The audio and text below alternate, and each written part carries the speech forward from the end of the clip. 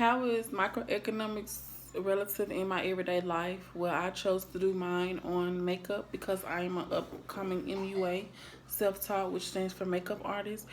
And the thing I wanted to focus on mainly was foundation, because foundation is what most women use to the most, because it's the most coverage far as your face.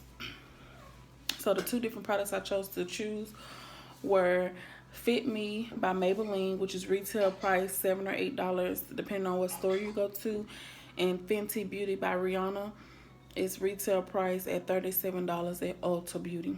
I asked one of my fellow MUAs what's the highest that she would spend on both of these products, and for the Fit Me, she said about $15, which is correct. That's what I was spending. And for the Fenty, she said about 60, which is correct because that's about what I was spending. So the supply and demand that affects these two foundations is the higher the price for both of these, the less demand, but the lower the price for both of these, the higher demand for these. And most of the time on makeup, they do have sales.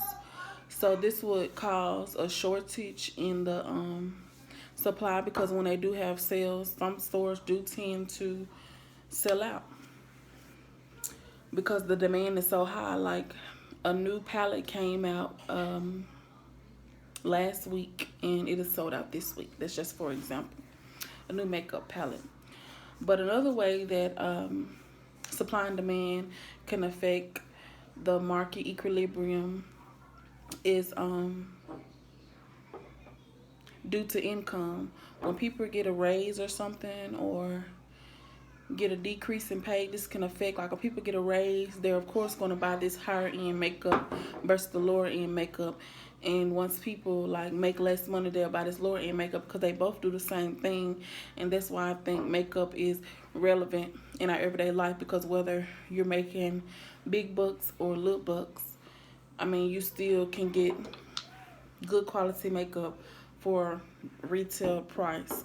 And that's why I believe suppliers supply different makeups and different types at different prices, because they know most women want to look beautiful, and that's what makeup does for most women. It enhances their beauty as well as make them feel beautiful inside. So either way, I think makeup is winning because of the high demand for makeup nowadays in our generation. And if you guys have any questions, just feel free to ask me and I'll let you know.